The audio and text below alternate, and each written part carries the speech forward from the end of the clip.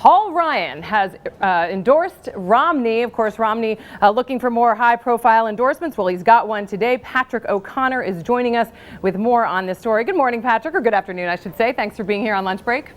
Good afternoon. Thanks for having me. So how big a deal is this for Romney that Paul Ryan has given him his endorsement?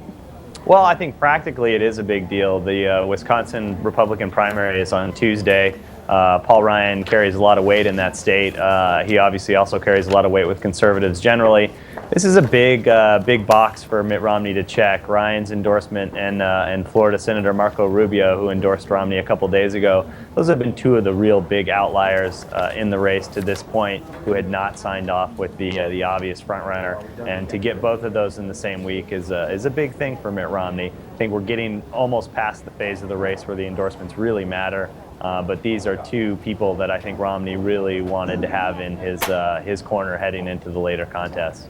And, you know, one of the things that Paul Ryan said is that he thinks Romney is best equipped to lead the party going forward. Why is he saying that? I mean, obviously, there are still many other candidates in the race at this point, more than people would have imagined. We've got, you know, Santorum and Gingrich and people still hanging on, even though their chances of getting more delegates than Romney at this point are pretty slim.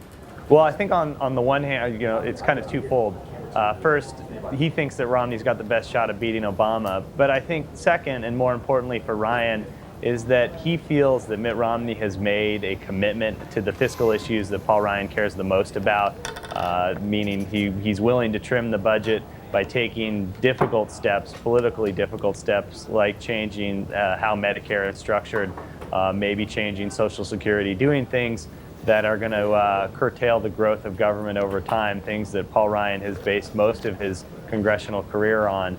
And, you know, he had been a little wary of Romney early in this contest, whether Romney was going to commit to making these decisions. And I think over the last couple of months, they've been in fairly constant contact. I know that the Romney camp, when I spoke with Congressman Ryan this morning, he said that he spoke frequently with the Romney camp about his latest budget proposal, which just passed the House yesterday, right, to make sure that they were comfortable on it. And I think he feels that Romney is committed to running on this document as a Republican blueprint heading into November. And I know that that document is going to be is talked about as being a defining one on the campaign trail. So what has Romney really said about it? Is he 100% behind it? And is that going to help him, you think, or hurt him when he's trying to reach out to those independent voters? Well, you know, I think he is behind it, and I think in large part he didn't have a choice one way or the other. Republicans up and down the ticket are going to be running on the Ryan budget, and it's not necessarily this most recent one, but it'll be the one last year in which he proposed these fairly massive changes to Medicare, actually very massive changes to Medicare, making it essentially a voucher-like program.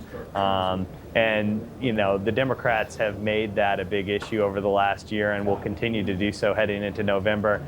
There had already been plenty of press releases and web videos and even commercials linking Mitt Romney to that Ryan budget, and I think that was only going to continue.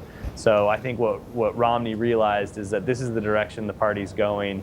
He made a strategic decision months ago that he wanted to align himself with Paul Ryan, and I think this endorsement kind of marks the culmination of that decision.